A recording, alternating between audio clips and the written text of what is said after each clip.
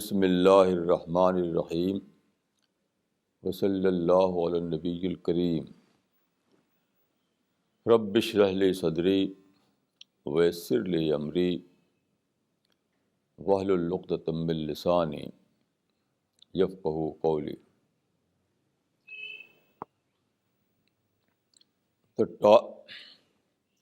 The topic for this day is, what is Islam?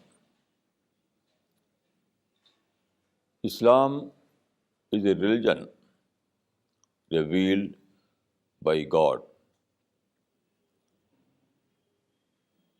Everything in Islam is authentic. The word of God is intact. Its religion is alive. Everything about the Prophet of Islam is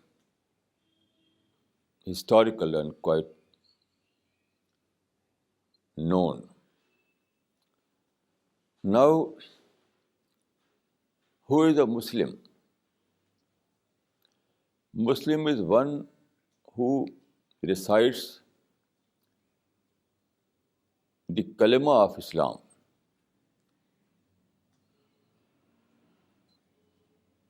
One who recites these words,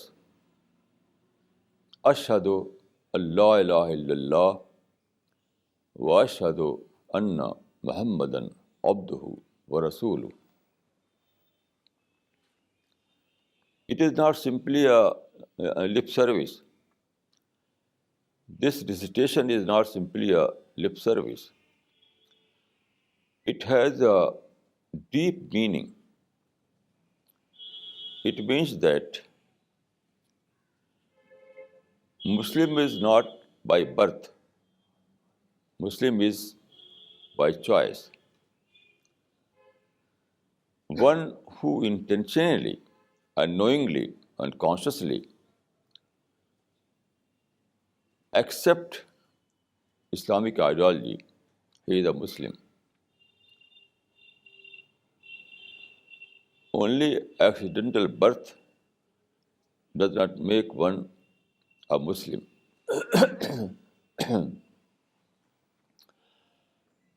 Now we will try to know what is the meaning of this kalima. Ashhadu an la ilaha illallah wa ashhadu anna Muhammadan abduhu wa rasuluh. It means, I bear witness that there is no God but one God, and I bear witness that Muhammad is the prophet of God and his servant. Now, what is witness? Witness means a declaration of discovery. When you realize something and declare that I have realized it, then it is a witness. Without knowing, there is no witness. Witness is not a lip service. Witness is an announcement of one's own discovery. So, I can say that Islam begins from discovery rather than from birth. The starting point of Islam is discovery and not simply accidental birth. So when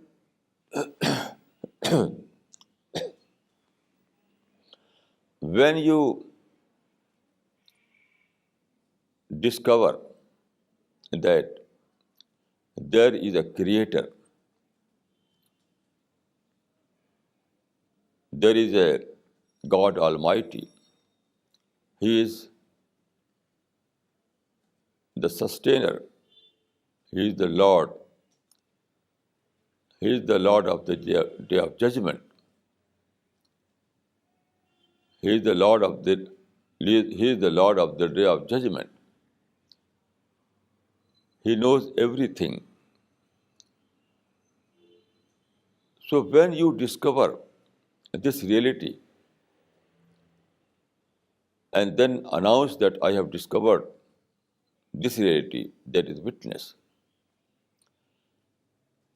So when you say that Ashhadu an la ilaha illallah wa ashhadu anna Muhammadan abduhu wa rasuluh, it means that you are announcing that I have discovered a great reality, that is God's existence, and that Muhammad is the prophet of God. So witness or shahada, kalima shahada, is a conscious kalima rather than simply lip service. It is very important to know. People generally think that birth is the starting point in Islam. No, birth is not the starting point. The starting point is discovery, realization. In Arabic, you can say al-marifa, marifa. There is a very relevant hadith. Man arafa Allah ilaha illallah dakhal al-jannah.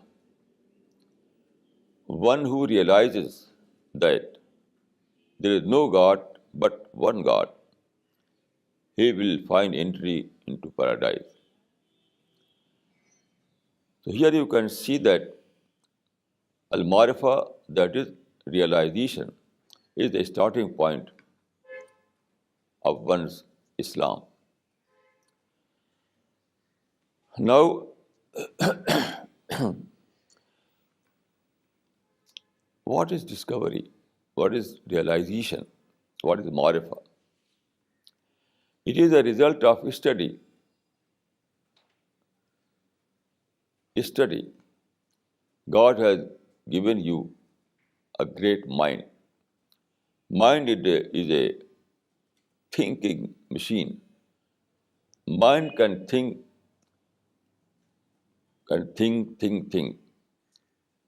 Mind has no limitations. Through your mind, you think about yourself, about the universe, about the environment, about everything. In this universe, thinking capacity is a special quality of man. You know, in our vast space, there are numerous bodies like stars, planet, solar system, galaxy. And then in our earth, there are mountain, ocean, jungle, numerous things. But thinking is a special quality of man. No mountain can think, no ocean can think. So when you use this thinking quality, you discover something. For example, Newton tried to use this faculty. He tried to think about the universe. So Newton discovered about the solar system, something very new.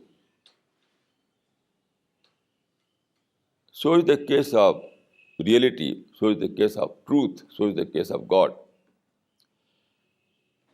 When you discover who am I, who is the creator of mankind, who is the creator of universe, so when you think, you discover that there is a God who created this universe.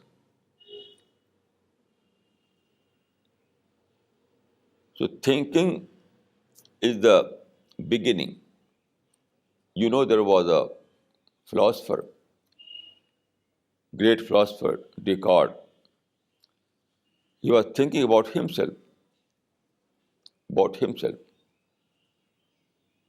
He was faced with a question whether I exist or not, whether my existence is a hallucination or it has a real existence. So he found a point. He said, I think, therefore I exist. So is the case of Iman. When you think about yourself, about the meaning of life, about the existence of the universe, then after thinking, you discover that there is a God. Iman or faith is a discovery. Iman begins from discovery. When you discover God as a supreme truth, then Islam begins. And this discovery comes from thinking, from pondering over the nature. So when you see that there is a design in the nature, in the universe, when you discover that there is a design in the universe, you also discover that there is a designer. Because where there is a design, there is a designer. And when designer is proved, the existence of God is also proved. This is the discovery. Then when you think into the nature, in the universe, you find there is a harmony in the universe. There is a coherence in the universe. Vast universe. In the vast universe, there are numerous activities. Everything is in moving. So, universe is a universe of activities, but there is no problem, no defect. So, it is a zero defect factory. Universe is a zero defect factory. A complete system working under a complete system. So this discovery leads to the fact that God is one. Only one God can control.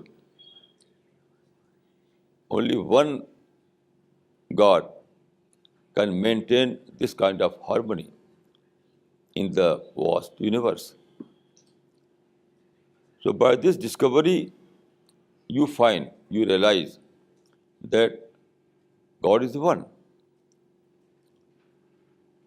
Then, when you discover all these things, you also discover that when there is a God,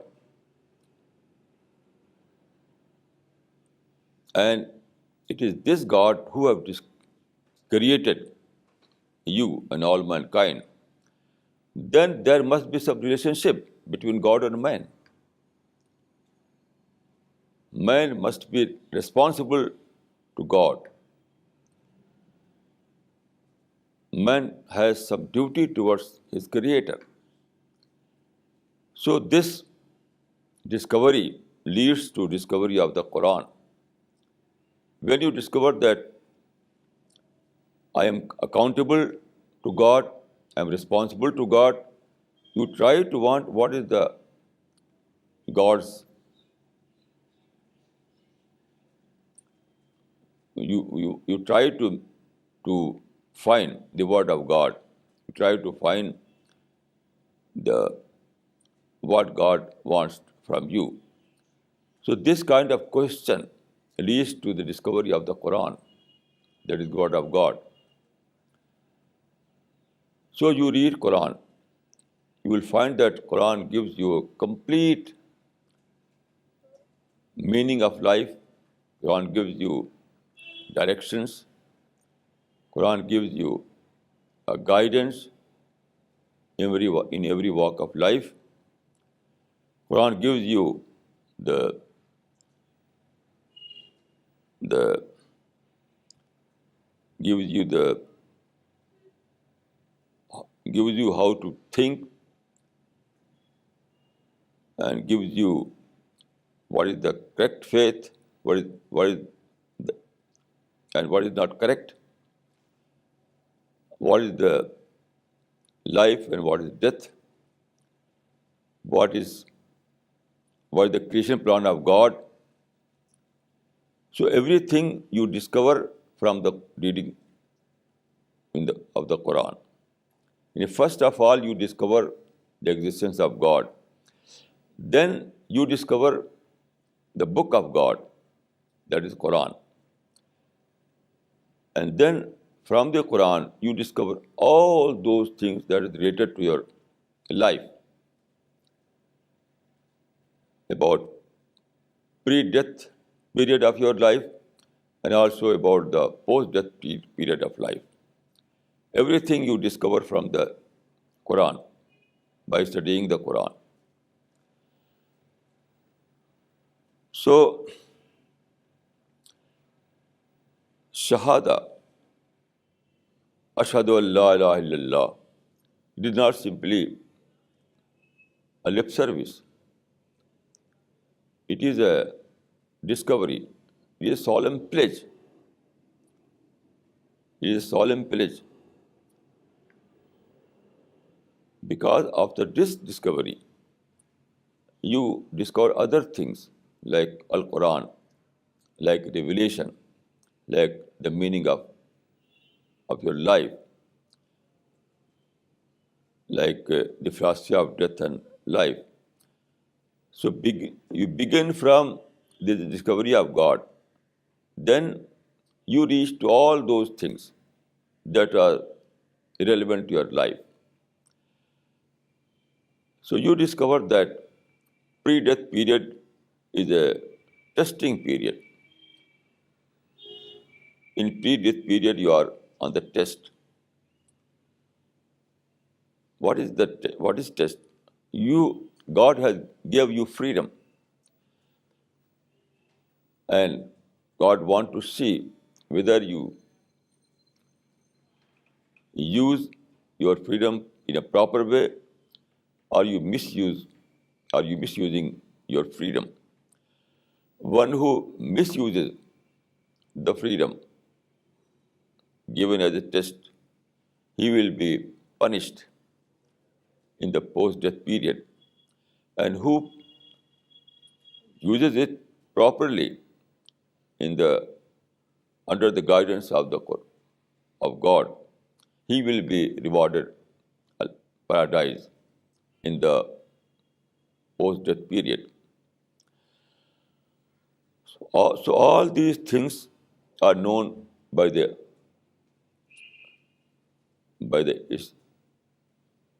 so all these things are known after the discovery of God through the study of the Quran.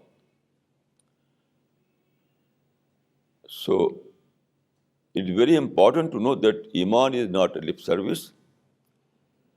Iman is a discovery.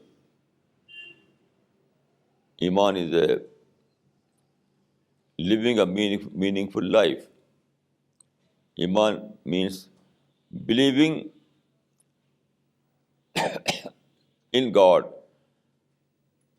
in Al-Quran, in hell, in paradise.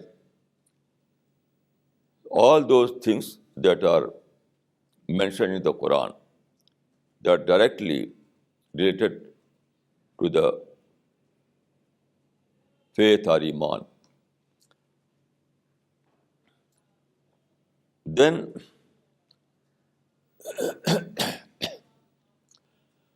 when you discover God, you want to surrender yourself before God.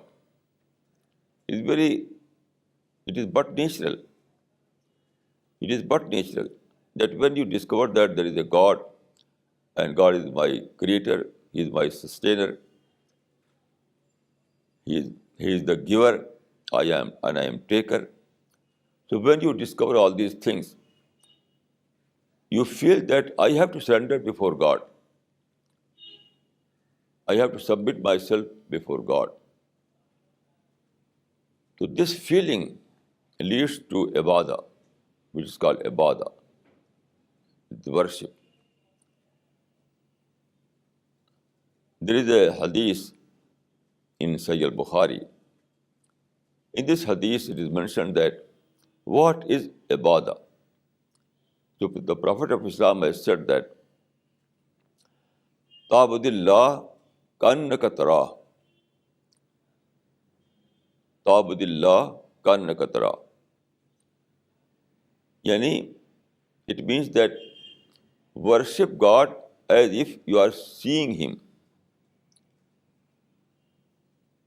It means that worship means living in the presence of God.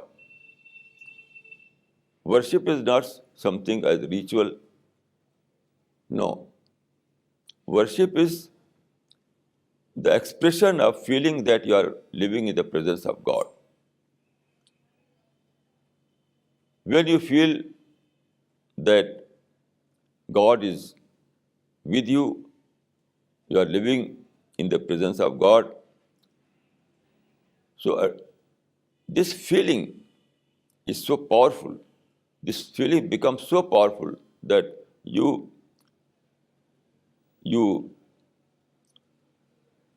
begin to worship your God. You do sajda, that is prostration. So what is ruku? What is sajda? It is an expression of that feeling that you are living in the presence of God. So the Prophet of Islam has said that ta'budillah kannaka tarah. Do worship as if you are seeing God. So worship means living in the presence of God. When you are living in the presence of God, then naturally your mind will fill up submission. You want to submit before God. You have to surrender to God. And this feeling, and ibadah is simply an expression of this feeling. Ibadah or namaz or ruku or sajda are simply an expression of this feeling. So ibadah is not simply a set of rituals. No, it is a very meaningful act. Very, very meaningful act. Ibadah is an external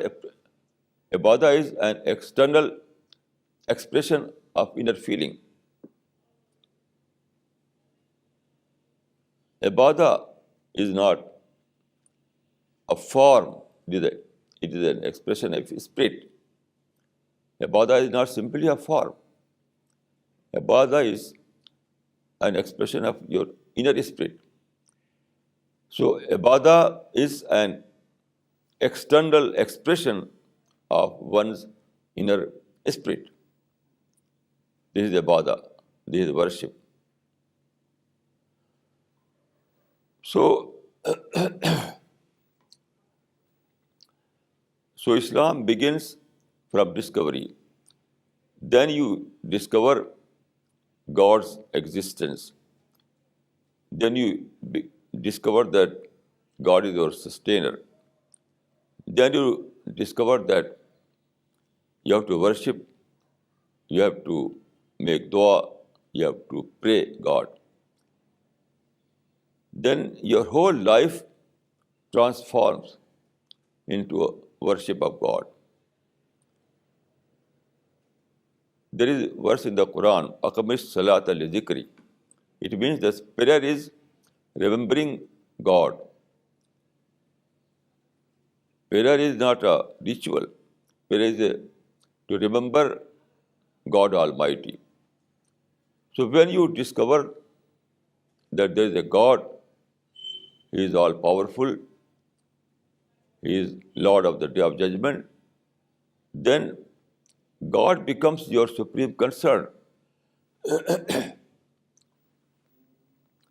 This discovery is not simply a technical event. No, it is a very meaningful event for your life. This discovery covers all of your life, your thinking, your psychology, your like and dislike, your desires. Everything becomes under God's guidance. Your life becomes godly life. You observe divine character. In a single word, you follow God-oriented thinking, God-oriented life, God-oriented behavior. This is belief. This is the belief. This is what called Tawheed. Tawheed, oneness of God. So when you believe in oneness of God, it becomes a revolution, an ideological revolution, an emotional revolution, an intellectual revolution. This belief transforms your life completely, because discovery is not a simple thing. When you discover anything in your life, then this discovery covers whole of your life. So this is the one part of kalima that is based on the oneness of God. Ashhadu an la ilaha illallah. I bear witness that there is no God but one God. This is the first part of the kalima.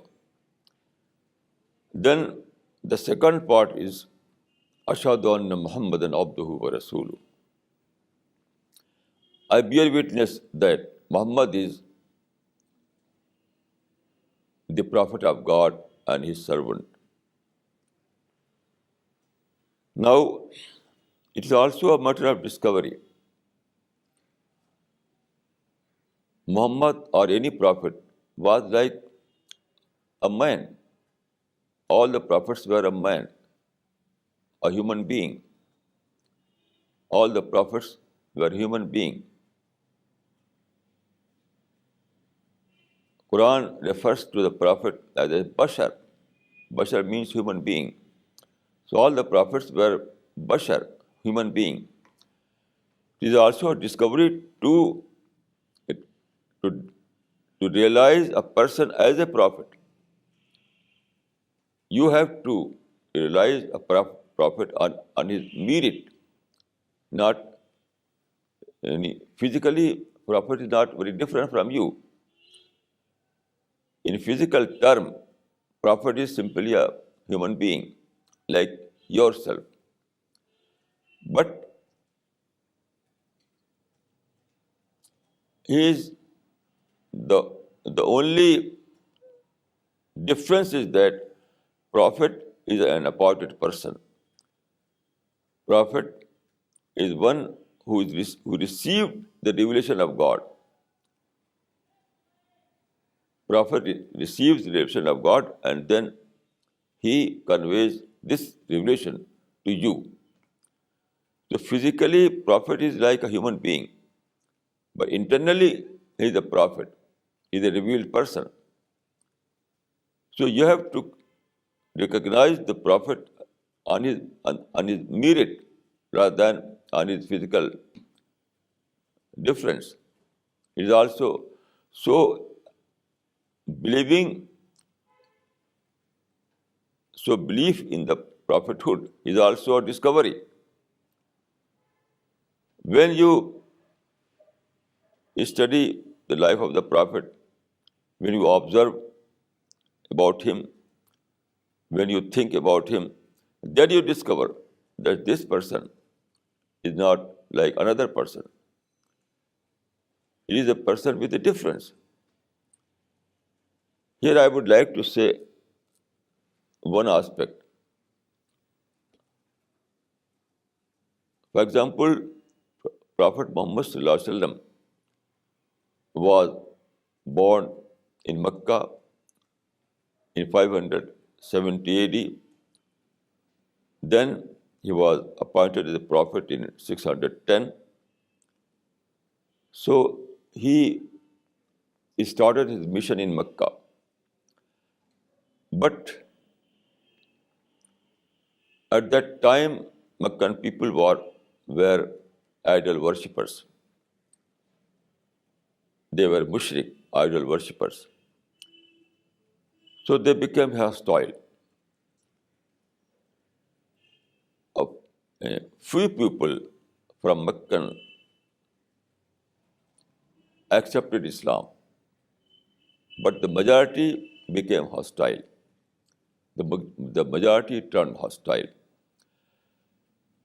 This hostility reached to the end that Prophet was compelled to leave Mecca.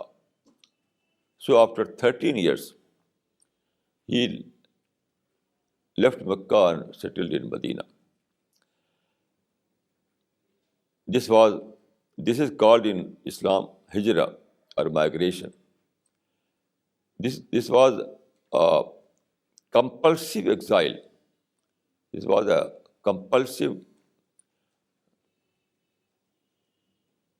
leaving his own motherland, his own homeland, his hometown. So if you see the history, there are so many people who were compelled to leave their hometown, their home country, their homeland. But what happened? All those things, all those people became enemy of those people who were responsible for this exile, for this migration. I don't know any exception in this. I don't know any exception in this. All those people who were compelled to leave their hometown, who were migrated by the force, they became hostile. They became enemy to those people. Every time they were engaged in complaint, in protest, and they tried to fight. They wanted to eliminate those people who were responsible for their migration. But here we see that the Prophet of Islam was quite different person. He never complained. He never engaged in complaint, in protest. For him, there was choice to wage a war against Meccan people because at the migration, there are about 200 people with him. These people were very brave.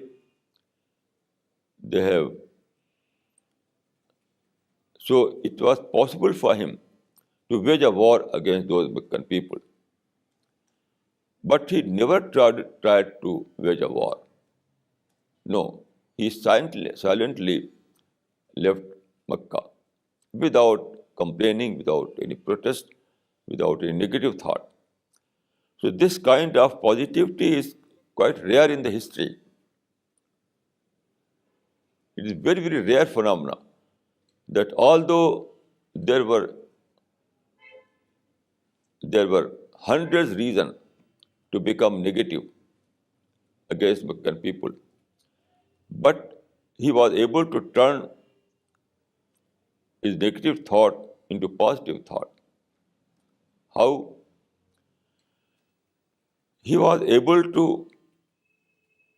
think about the situation in a very positive way.